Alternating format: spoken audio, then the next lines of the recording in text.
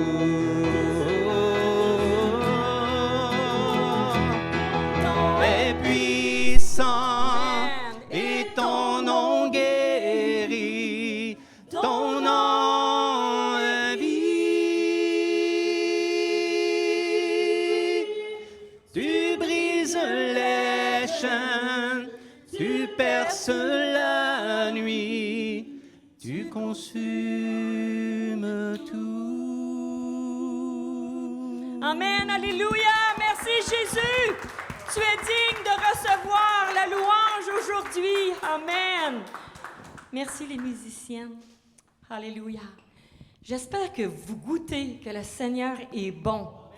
Pas juste aujourd'hui, tous les jours de la semaine, il est bon, il agit. Il agit. En ce moment, il y a un réveil partout parce qu'une personne est décédée injustement, un enfant de Dieu. Beaucoup de personnes donnent leur vie au Seigneur pour un martyr. Des milliers de vies s'abandonnent à Jésus. C'est extraordinaire. Je remercie le Seigneur. Il a rappelé à lui cet homme. Mais en même temps, il se sert de lui pour amener des âmes avec lui dans son royaume. Ça, c'est digne d'être loué. Alléluia. Je veux saluer les personnes que je n'ai pas eu le temps de saluer tantôt. Bienvenue. Et vous à la maison aussi, ceux qui sont rejoints un petit peu plus tard, il n'y a pas de souci, il n'y a pas de tracas. Qu'il est bon d'être dans la présence du Seigneur. Je vais y aller pour les anniversaires et tout ce que vous voyez passer à l'écran. Donc, c'est l'anniversaire de... OK, je vais commencer par l'autre anniversaire. L'anniversaire de Mathieu. Mathieu Blais, le 26, c'est son anniversaire. Un bel... Hey, joyeux anniversaire, Mathieu. Tu es précieux pour nous. Tu es très précieux pour nous. Et l'autre, le 23 septembre, Roch Savard, c'est ton anniversaire. Wouh, wouh, wouh, wouh, wouh, wouh. Bon anniversaire, Roch. Y a-t-il quelqu'un d'autre à qui c'est l'anniversaire? OK. En tout cas, vous à la maison, joyeux anniversaire de la part de l'Église Esprit Vie du Royaume. Il y a de l'effervescence ici. C'est plaisant de voir nos enfants grandir. Et surtout qu'on veut qu'ils marchent dans les voies du Seigneur. Pour ce qui est des annonces, mardi, cette semaine, ça commence à 19h30 ici. 19h. Oh, ça a changé. Oui, c'est nouveau. 19h. Je m'excuse. 19h, les soirées de partage et prière. C'est ici, 19h. Amen. Merci Jésus. Ensuite, Femme de foi va recommencer mardi le 30 septembre chez moi. Donc, celles qui sont intéressées, contactez-moi. Donc, le 30 septembre à 10h le matin. Et si vous voulez jaser, passez la prière. Donc, si vous voulez jaser un petit peu, on peut arriver vers 9h30, un petit café puis une petite jasette. Puis après ça, de 10h à 11h, de 10h à 11h, on prie. Pour ce qui concerne les autres annonces, ça défile très bien à l'écran.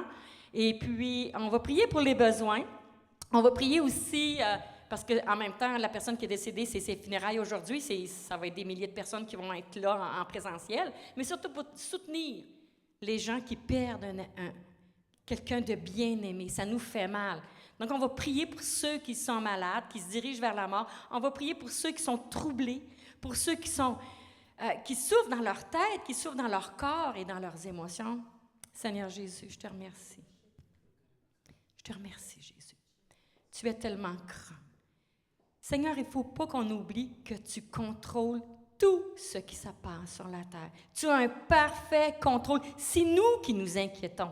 Mais toi, Seigneur, rien ne t'inquiète parce que tu contrôles chaque situation. C'est pourquoi on vient devant toi ce matin te présenter nos soucis, te présenter ceux qui sont en souffrance physiquement. Ton sang à la croix coule sur leurs plaies pour que tu les guérisses. Tu libères les captifs. Tu chasses l'ennemi. Parce que toi, ton sang, on l'a chanté, ton sang a vaincu toute situation, a vaincu la mort. Et Seigneur, ton sang est sur ton Église pour la protéger de l'ennemi. Donc, Seigneur, on te loue, on te dit merci. Tu bénis les dîmes, tu bénis les offrandes. Seigneur, ça nous fait tellement plaisir de te donner. Parce que tu en es digne. En ton nom, Jésus, amen. Donc, en attendant que Régent vienne, dites à quelqu'un, vous m'avez manqué. Vous m'avez manqué, hein? Vous m'avez manqué. Vous, à la maison, vous me manquez.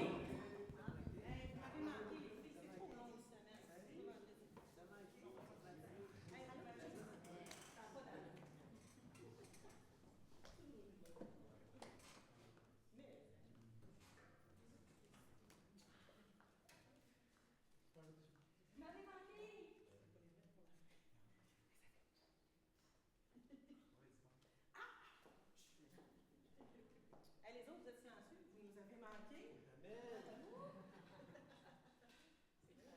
Vous me manquez tous.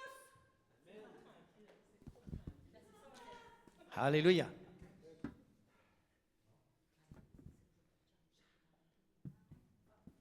Bon, ça va être correct. Dieu est bon? Je vous dis bonjour à tous, incluant ceux et celles à qui je n'ai pas eu l'opportunité de le faire jusqu'à présent. Oui, c'est vrai que notre Dieu est bon. Moi, j'ai une question à vous poser. On est prêts? Oui. Est-ce que vous êtes prêts pour la fin du monde? Oui. Oui. En tout temps, il faut toujours être prêt. Parce que vous savez qu'il y a un large pan de la chrétienté qui affirme que dans 2 jours, ce sera l'enlèvement. 2 jours, ça correspond à la fête qui s'appelle Roch aux ananas. Roch Hana, quelque chose comme ça. Et puis, ou Roch Hana, je ne parle pas bien l'hébreu. ce qu'il faut savoir, c'est que Rosh Hashanah, ça correspond à la fête des trompettes. Et effectivement, il y a toujours des événements extraordinaires qui se produisent, des événements prophétiques qui se produisent lors des fêtes dans le calendrier juif. Bon, il faut savoir que Rosh Hashanah, la fête de Rosh Hashanah, c'est la fête des trompettes. Or, Jésus va revenir non pas à la fête des trompettes, il va revenir à la fête du jubilé. Donc, ça doit correspondre à un jubilé. Juste au plan du calendrier hébraïque, il y a une erreur là. L'autre affaire qu'il faut savoir aussi, c'est que... J'avais ça à dire? Ah oui, toute prophétie qui a pour effet d'annoncer l'enlèvement avant la résurrection est vouée à l'erreur. Parce qu'il va y avoir premièrement la résurrection et ensuite il y aura l'enlèvement. Donc, je vous affirme, je vous confirme que dans 2 jours, vous pourrez prendre un café à la maison.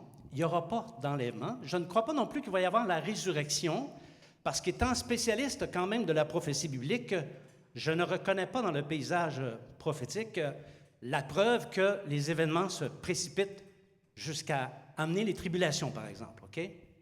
Alors, ne soyez pas inquiets. Je sais qu'il y a des prédicateurs quand même assez sérieux qui se sont levés pour dire ça. J'ai du respect pour eux. Je ne les envoie pas en séjour des morts, je ne les envoie pas en enfer, mais ce sont des erreurs commises de bonne foi. Bon, ça, c'était pour ça.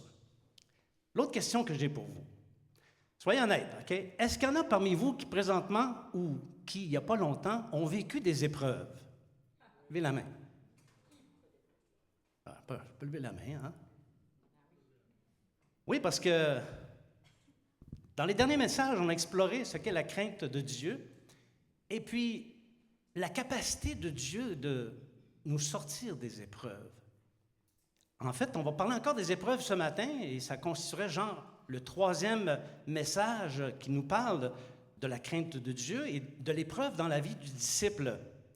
Et le titre, c'est « Aimer la vie ». On va regarder ce matin comment aimer la vie de la manière dont Dieu l'envisage.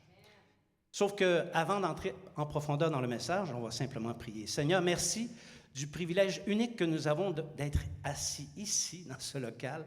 C'est tout un privilège, Seigneur. Tu nous le réserves et tu nous permets d'entendre ta parole dans ce lieu. On te rend grâce pour ça. On te demande d'ouvrir nos cœurs, Seigneur, afin que ton Saint-Esprit puisse entrer dans nos cœurs et nous transformer et nous rendre de plus en plus semblables à Christ et que nous puissions accomplir les volontés du Père dans nos vies. Nous le demandons au nom de Jésus. Amen. La semaine passée, on avait traité la nature, la vraie nature de la grâce, et on a vu que c'était peut-être pas tout à fait ce qu'on pensait. La vraie nature de la grâce va du salut, la justification par la foi en Jésus, et ensuite la progression dans la sainteté, mais aussi l'expérimentation des épreuves qui exigent la patience. Et ce message disait que la vraie grâce conduit au salut et à la délivrance dans les détresses lorsqu'elles surviennent, au jour ordonné par le Seigneur, parce que l'épreuve doit faire son travail. Donc, c'est après avoir tout surmonté que la victoire est donnée.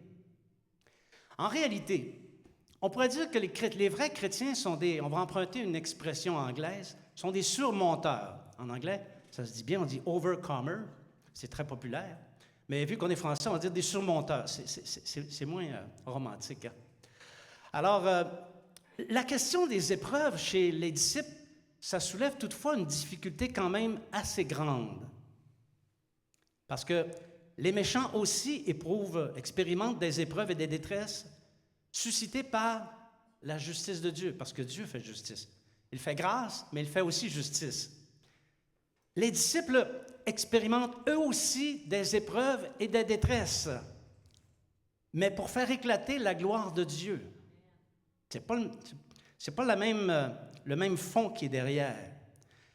Sauf que la question est la suivante. Comment donc savoir si les épreuves des disciples sont punitives ou pour la gloire de Dieu? C'est une grande question qui n'est pas souvent traitée derrière la chair. La réponse à cette question tient en 2 mots. C'est le bonheur. C'est le bonheur qui en découle, dans lequel le disciple se trouve, qui nous fait voir la différence entre une épreuve qui fait éclater la gloire de Dieu et une épreuve qui sert la justice de Dieu. Parce que les disciples, lorsqu'ils sont dans l'épreuve, sont dans la joie, devraient être dans la joie. Parce qu'ils savent que, ça a été dit, Dieu est en contrôle de tout. Parce que leur conscience ne les condamne pas. Il n'y a pas un péché derrière la conscience qui lui dit, voici, tu as cette épreuve-là parce que tu as commis tel ou tel péché. Alors, même s'ils sont dans l'épreuve, ils sont heureux, ils aiment la vie et ils savent que Dieu va toujours les délivrer. Ils surmontent les épreuves dans la joie. Et c'est un défi pour le chrétien, lorsqu'il est dans l'épreuve, de s'assurer que son cœur est dans la joie et qu'il expérimente malgré tout le bonheur. Amen. Les méchants, quant à eux, oui, ils ont des soucis, des troubles, parce qu'ils ont Dieu pour adversaire. Quiconque n'a pas Dieu dans sa vie a Dieu comme adversaire. Ils s'opposent à eux. On parle des méchants, OK? Et ils sont malheureux. Quand Dieu s'oppose à toi, ça ne va pas bien dans ta vie.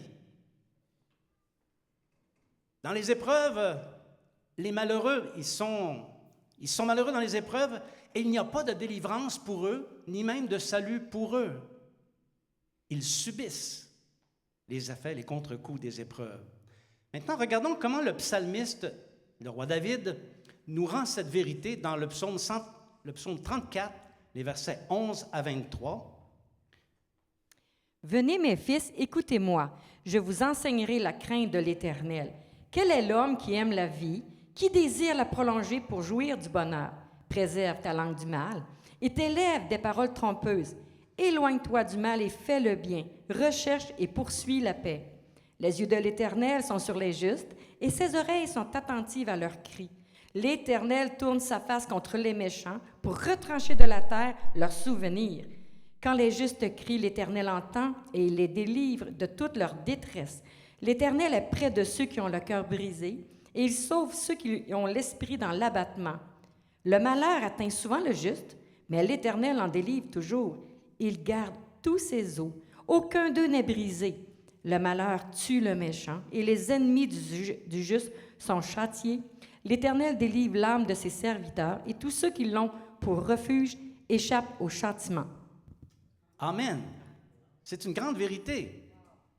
Et n'est-ce pas l'expression même de ce que nous avons dit en introduction?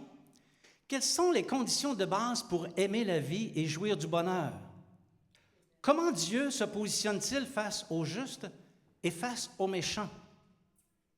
Et quel est le destin des serviteurs de Dieu face aux détresses? C'est le sujet de nos réflexions ce matin, en complémentarité avec les deux messages précédents. Est-ce que vous êtes avec moi? Vous avez le goût qu'on entre là-dedans? Les conditions pour aimer la vie. Le contexte de ce psaume, qui est quand même un psaume exceptionnel, indique que le roi David était en fuite devant un autre roi, le roi d'Israël, le roi Saül, parce que Saül cherchait à le tuer. Et il s'était réfugié chez un roi dans le pays des Philistins, le roi Akish. Nul ne sait si c'est à Gaza ou une autre ville du pays des Philistins.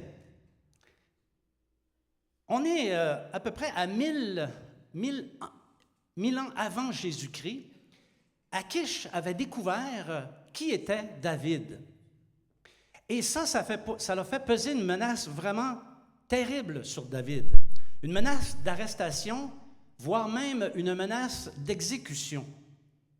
Parce que David, c'était un grand guerrier du pays d'Israël et il avait eu beaucoup de succès contre les Philistins. Il en avait tué beaucoup. Okay? Et quand il revenait de ses campagnes guerrières, les femmes d'Israël sortaient dans les rues avec des tambourins, des tambourins, et elles chantaient « Saül a frappé 5000 et David, c'est 10 000 ». C'est pas là, mais 10 000, ça commence à faire du monde un peu, hein? Et c'est cette parole qui était venue aux oreilles du roi Akish, était venue à la connaissance du roi Akish, et là, il a su qui était David, et ça a fait de David un ennemi à éliminer. Il faut savoir que David a eu très, très peur. Et c'est à partir de cette expérience que David a composé le psaume 34 dont on vient de lire une portion. On peut dire que ce fut une très grande épreuve. Fuir Saül de peur de mourir et fuir le roi des Philistins de peur de mourir. Quand tous les rois cherchent à te faire mourir, ça va pas bien dans ta vie. David se tourne vers Dieu. Il faut se rappeler que David était loin de l'Éternel. Il avait reçu la fiole d'onction, il avait été choisi par Dieu, et l'Esprit de Dieu reposait sur lui. Et son premier réflexe fut de se tourner vers Dieu, parce qu'il connaissait Dieu, il craignait Dieu, et il aimait Dieu, et Dieu le délivra. C'est ce que le psaume 34, dans sa première partie, 1 à 10, nous informe. De David, lorsqu'il contrefit l'insensé en présence d'Abimélec et qu'il s'en alla chasser par lui. Je bénirai l'Éternel en tout temps. Sa louange sera toujours dans ma bouche. Que mon âme se glorifie en l'Éternel, que les malheureux écoutent et se réjouissent. Exaltez l'Éternel avec moi, célébrons tous son nom. J'ai cherché l'Éternel et il m'a répondu. Il m'a délivré de toutes mes frayeurs. Quand on tourne vers lui les regards, on est rayonnant de joie, et le visage ne se couvre pas de honte. Quand le malheureux crie, l'Éternel entend, et il le sauve de toute sa détresse. L'ange de l'Éternel campe autour de ceux qui le craignent, et il les arrache au danger. Sentez et voyez combien l'Éternel est bon. Heureux l'homme qui cherche en lui son refuge. Craignez l'Éternel, vous ses saints, car rien ne manque à ceux qui le craignent. Amen. Voilà donc le contexte qui a amené David à dire ces choses. Bon, ici, les connaisseurs de la Bible ont peut-être remarqué qu'on ne parle pas d'Achish, mais bien d'Abimélec, mais il s'agit vraiment du même personnage. Les affirmations que nous venons de lire sont fortes. Pour qui se confie en Dieu, Dieu entend. Il répond. Il délivre des frayeurs et il rend rayonnant de joie. Il sauve dans les détresses et il arrache des dangers. Heureux donc est l'homme qui prend, la femme aussi, qui prend Dieu pour refuge, qui le craint et qui le célèbre dans les bons comme dans les mauvais jours. Béni soit un tel homme, telle femme. Se tourner vers Jésus. Bon, nous, on n'est pas tout à fait sous la même onction que celle de David, mais on est animé des mêmes sentiments que David. On ressent ce que David ressent. Dieu nous a fait connaître Jésus. Si on a rencontré Jésus un jour, ce n'est pas parce qu'on l'a voulu, c'est parce que Dieu l'a voulu. Et il nous a fait entrer en relation avec lui par Jésus. Par la foi en Jésus, nous connaissons Dieu le Père, avec lequel il nous a justifiés et aussi réconciliés. Alléluia! Nous avons reçu le don du Saint-Esprit. Du moins, j'ose espérer que tous ici, nous avons reçu le don du Saint-Esprit. Nous lui appartenons. Dans tous les aspects de notre vie, nous faisons appel à Dieu par le nom de Jésus. Et si on ne le fait pas, il faudrait peut-être commencer à le faire. Faire appel à Dieu dans toutes nos situations de vie au nom de Jésus. Et comme David, notre visage est rayonnant et il se remplit de joie parce qu'on sait que Dieu contrôle toutes choses et qu'il va nous accorder la délivrance. Même dans les inévitables épreuves, elles sont inévitables. Je me souviens, jusqu'à l'âge de 44 ans, je n'avais pas eu tant d'épreuves que ça, mais à 44 ans, les épreuves ont frappé. Elles ont frappé fort. Activez la faveur de Dieu. Celui qui prétend aimer Dieu le craint aussi, un amour hyper respectueux. Il tremble devant un Dieu si grand et si puissant. Il met sa foi en Jésus et sa vie, on l'a vu la semaine passée, est cachée dans les lieux très hauts avec Jésus, dans les lieux célestes. La vie des craignants Dieu, les disciples, on pourrait les appeler comme ça aussi, les craignants Dieu, se remarquent par leur conduite juste et droite. On a traité ça la semaine dernière. Si quelqu'un veut aimer la vie et voir des jours heureux, dit David, première chose qu'il va faire, il va préserver sa langue du mal. Saviez-vous que si on n'avait pas de langue, on mourrait? Essayez d'imaginer simplement avaler de l'eau. avec pas de langue, sans langue. C'est pas possible.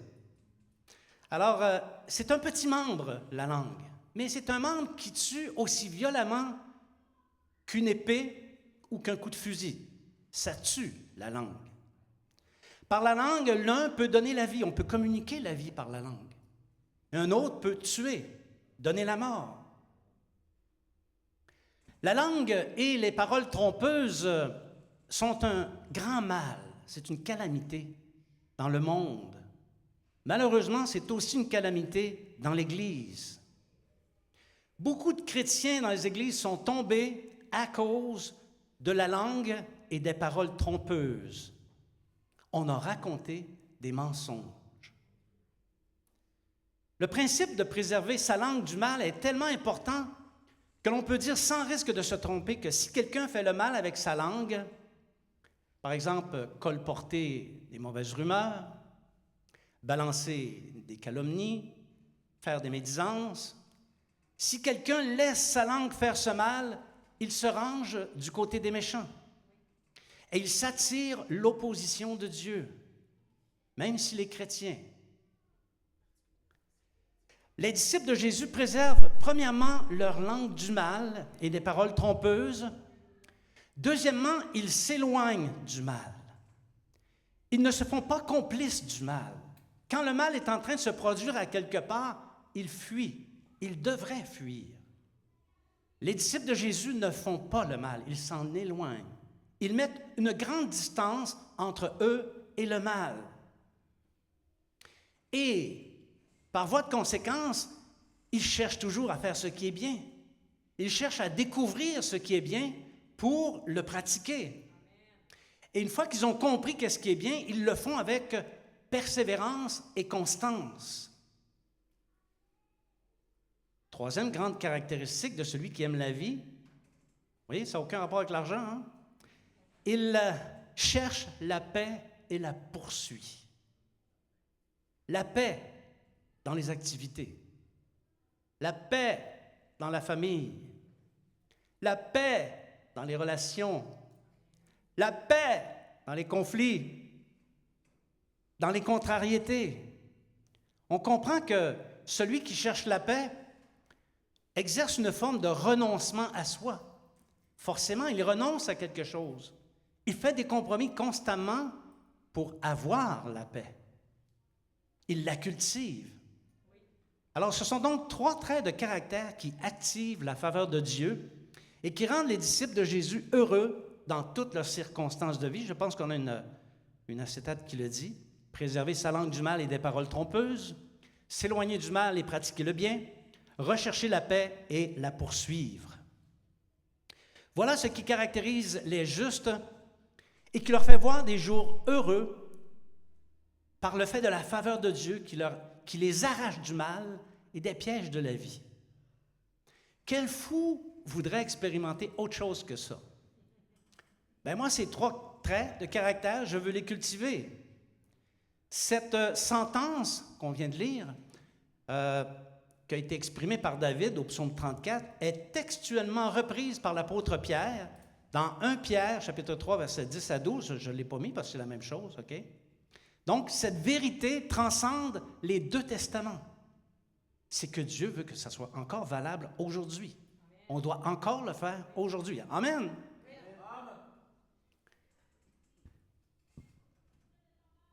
Dieu et les justes, Dieu et les méchants. En dépit du fait que les choses spirituelles et leurs principes ne sont pas visibles, tout ce que je viens de dire, ça ne se voit pas, hein? C'est pas dans les airs. On ne peut pas l'analyser avec un microscope. Parce que ces choses ne sont pas visibles, les méchants peuvent les nier. Un méchant pourrait dire que tu es complètement à côté de la plaque. Il n'en demeure pas moins que ce sont des vérités. Celui qui connaît le Seigneur et qui prête attention à ses principes les valide constamment. Il le voit dans sa vie. Il voit bien que c'est comme ça que le royaume de Dieu fonctionne. La Bible nous enseigne que Dieu voit toutes choses. Il voit même les profondeurs du séjour des morts. Rien n'échappe à Dieu de ce que font les méchants. Rien n'échappe à Dieu de ce que font les justes. Or, devant Dieu, soit l'un est juste à cause de sa conduite, alors il lui fait aimer la vie et connaître des jours heureux, soit l'autre est méchant parce qu'il n'aligne pas sa conduite sur les voies de Dieu et ce faisant, il fait le mal. Il n'y a pas d'entre-deux. Avec Dieu, il n'y a pas d'entre-deux. Il n'y a pas de zone grise. Si nos yeux humains peuvent voir les justes et les méchants, hein, on en voit. Vous avez déjà côtoyé des méchants? Oui? Levez la main ceux qui n'ont jamais côtoyé des méchants. Alors, je saurais que vous êtes des menteurs, OK, là? Alors, donc, on peut voir les méchants, on peut voir les justes aussi. Et on sait aussi que des méchants peuvent se déguiser en justes. Ça, c'est juste pour nous mêler, OK? Et ils peuvent se faire passer pour des justes, mais en réalité, ce sont des méchants. Pourquoi ils sont méchants? Parce qu'ils pervertissent la vérité. Ceci étant dit, Dieu voit l'un comme l'autre. Il voit les deux. Or, le positionnement de Dieu diffère selon qu'on est juste ou méchant. Il n'a pas la même attitude, il n'a pas les mêmes comportements que l'on soit juste ou méchant. Là, je vais faire un petit peu de théologie, là. Quelqu'un pourrait dire, Régent, ce que tu es en train de dire là, c'est du manichéisme, qui est un grand mot qui signifie, c'est la conception du bien et du mal comme deux forces égales et antagonistes, élevées au rang de la divinité. Donc, le monde se divise entre le bien et le mal. Okay? Ou on pourrait se faire accuser de dualisme, mais il n'en est rien. Premièrement, Dieu a les regards posés sur ceux qui lui appartiennent parce qu'ils lui sont chers. Dieu a les regards posés sur toi. Et toi aussi qui nous regardes en différé. Rien ne se passe dans la vie des disciples sans que ça réponde à un regard que Dieu a posé sur le juste afin d'accomplir ses desseins. Il accomplit ses desseins par le biais des expérimentations des justes. C'est ce que dit Romains chapitre 8, verset 28, un verset qu'on a intérêt à connaître par cœur. Nous savons du reste que toute chose concourt au bien de ceux qui aiment Dieu, de ceux qui sont appelés selon son dessein. Amen. C'est tellement un beau passage, on va le répéter. Nous savons du reste. Allez, répétez. Nous savons du reste.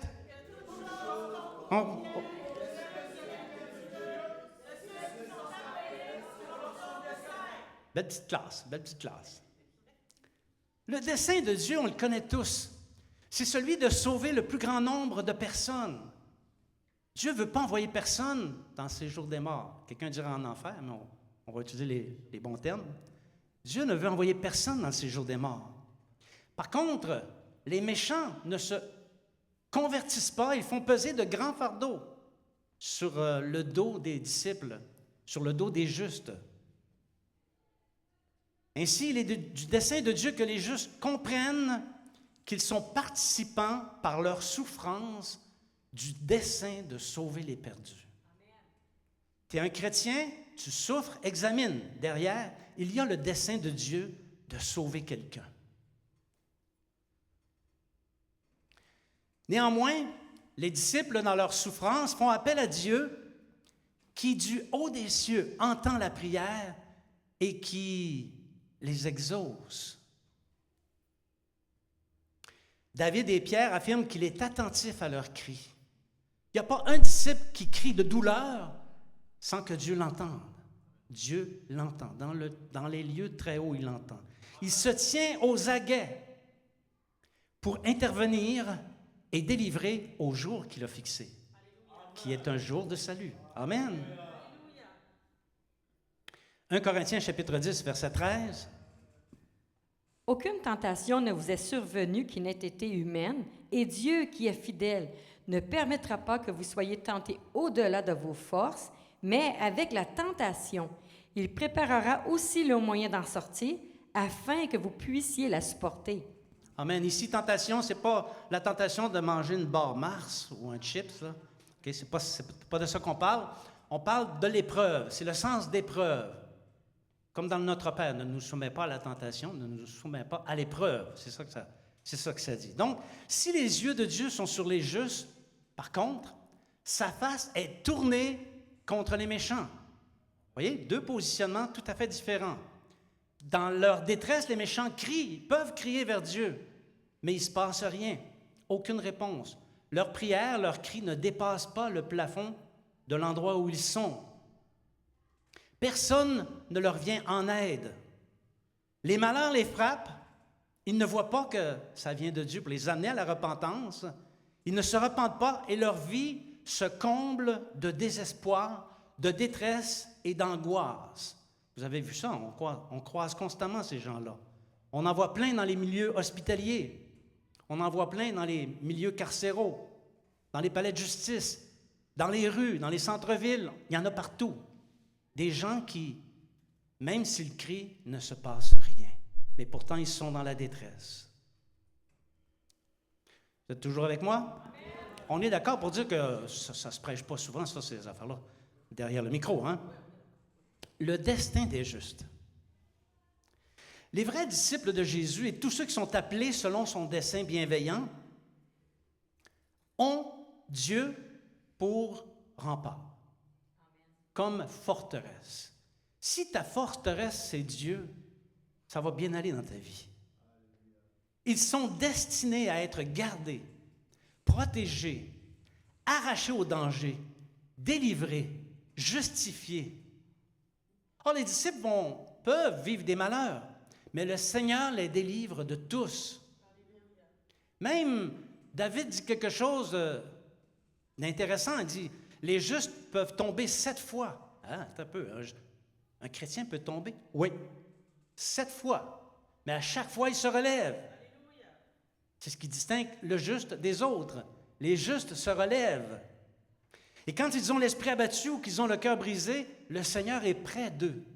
Il est tout près de ceux qui ont le cœur brisé, parmi ceux qui lui appartiennent. Et David dit quelque chose ici qui m'a fait méditer, qui m'a fait réfléchir. Il dit que Dieu garde tous leurs os. Il garde tous leurs os. Ça signifie qu'ils sont gardés de bien des accidents avec blessures graves.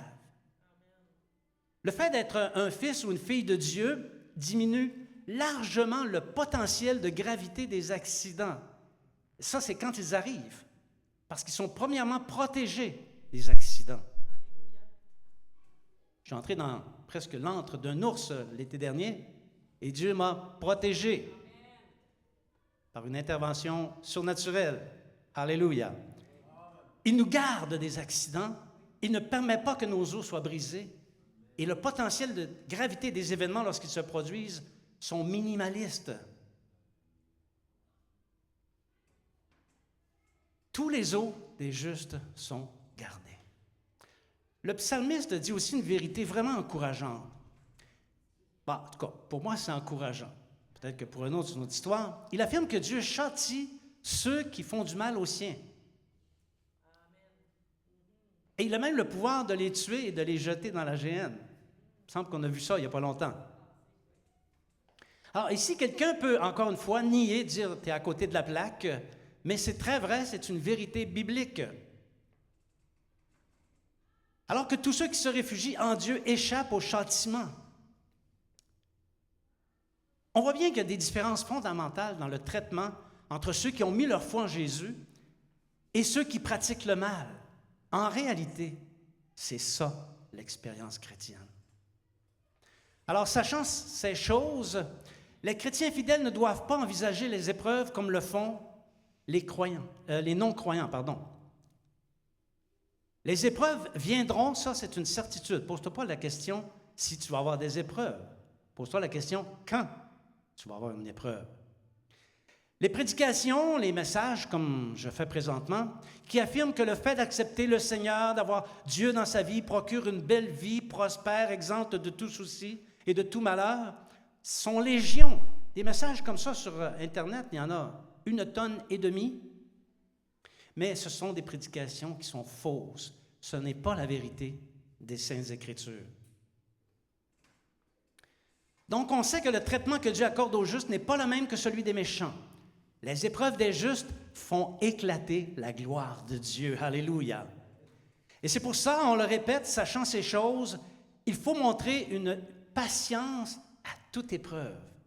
Jacques, chapitre 1, versets 2 à 4. Mes frères, regardez comme un sujet de joie complète les diverses épreuves auxquelles vous pouvez être exposés, sachant que l'épreuve de votre foi produit la patience.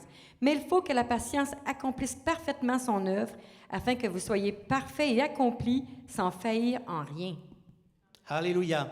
Le Seigneur sait délivrer ses enfants au jour de la détresse, et c'est pourquoi, si tu es dans la détresse, dans l'angoisse ou dans les troubles, place ta confiance dans le Seigneur et sois patient. Alléluia. Tu vas obtenir le salut, tu vas être délivré. Amen. J'invite les musiciens ici, je suis arrivé à la conclusion. Bien-aimés, c'est le troisième message où on médite sur un volet très important de la vie de disciple. La crainte de Dieu, pas la peur de Dieu, la crainte biblique de Dieu. Mais voilà qu'on découvre que la crainte de Dieu est une garantie de bonheur. C'est extraordinaire. Craindre Dieu, c'est préserver sa langue du mal et des paroles trompeuses, c'est s'éloigner du mal et pratiquer le bien, c'est chercher la paix et la poursuivre. David a déclaré cette vérité après une très grande épreuve où sa vie était en péril, parce qu'il craignait Dieu et qu'il agissait comme on l'a vu. Il s'est adressé à Dieu par des cris. Il a crié vers Dieu. Et puisque les yeux de Dieu étaient posés sur David, Dieu l'a délivré. Alléluia. Dieu a délivré David de toutes ses détresses. Personnellement, je puis dire aussi que le Seigneur m'a délivré de toutes mes épreuves, de toutes mes détresses. Je l'ai vu souvent tourner sa face contre les méchants. Il m'a gardé de tellement d'accidents, de malheurs, de violences, que je peux témoigner du psaume 34. Je l'ai vu si souvent châtier les méchants parce que ça en était pris à moi. Je l'ai vu, je suis témoin. Je déclare que ces paroles, ce psaume 34, sont entièrement dignes de confiance et dignes d'être mises en pratique. Que personne ne livre sa langue au mal et ne dise des paroles qui trompent. Que personne ne se livre au mal. Que personne ne suscite des troubles parmi nous. Aimons la vie comme Dieu l'entend et goûtons aux jours heureux que Dieu a en réserve pour nous. Amen. Je vous invite à vous lever, on va aller dans un chant.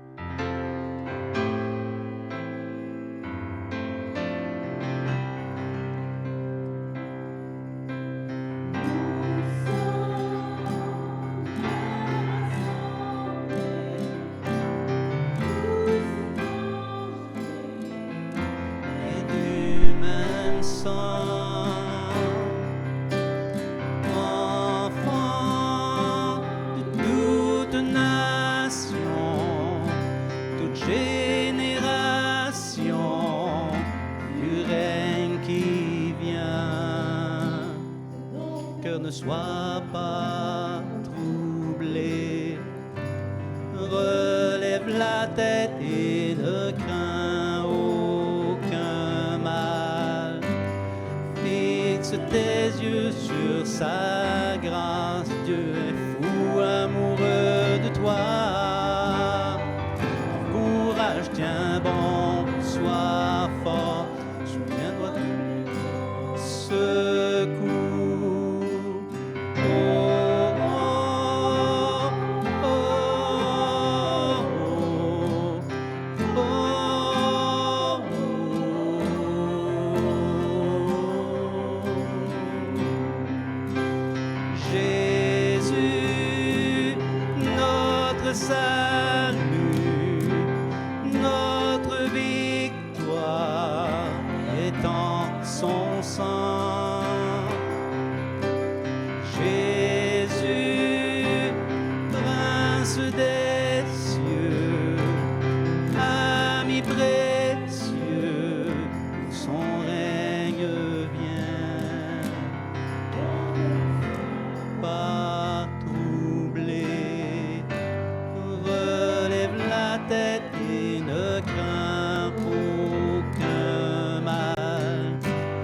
Be yeux sur sa grâce. Dieu est fou amoureux de toi. Courage, tiens bon, sois fort. Souviens-toi d'où vient ton secours.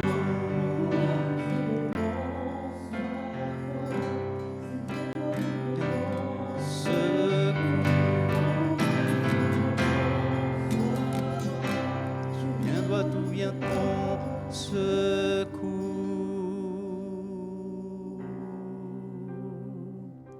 Oh oui, Seigneur Jésus. Seigneur, nous te remercions parce que ton Saint-Esprit nous pousse à considérer comment envisager les épreuves, les détresses et les angoisses.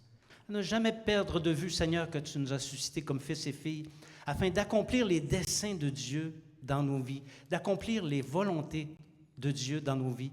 Et toutes nos épreuves font partie de ce dessein. Et c'est pourquoi, Seigneur, tu nous encourages à regarder comme un sujet de joie complète les diverses épreuves auxquelles nous sommes confrontés. Merci, Seigneur, pour ces communications qui nous aident à être heureux, à goûter la vie, à être heureux et connaître le bonheur au milieu des épreuves. Et c'est en cela, Seigneur, que nous nous distinguons de ceux qui ne te connaissent pas. C'est en cela que nous offrons un témoignage au monde de la grâce de Dieu dans nos vies. Seigneur, puisse nos épreuves servir à ta gloire, puisse nos épreuves servir à sauver des gens tout autour de nous. Nous le demandons au nom de Jésus. Amen. Alléluia. Je vais maintenant faire la prière de conclusion. Si quelqu'un a besoin de prière suite à une épreuve ou quel que soit le besoin, simplement avancer pendant que je fais la prière de conclusion et que Jennifer fait un dernier chant. Seigneur, nous te remercions du privilège que nous avons eu d'être ici, d'entendre ta parole. Aide-nous, Seigneur, à sortir d'ici transformés, différents de ce que nous étions avant d'entrer. Je prie pour tes brebis, Seigneur, pour que tu prennes soin de chacune d'elles, que chacun soit visité dans la semaine qui vient, soit gardé, protégé dans toutes circonstances, dans toute situation. C'est au nom de Jésus que nous le demandons. Amen. Amen. Parlons du Seigneur Jésus à quelqu'un. Tenons-nous dans la compagnie des disciples en participant aux réunions de l'Église. Et d'ici la prochaine fois qu'on se revoit, que le Seigneur fasse luire sa face sur vous. Abondamment. Alléluia.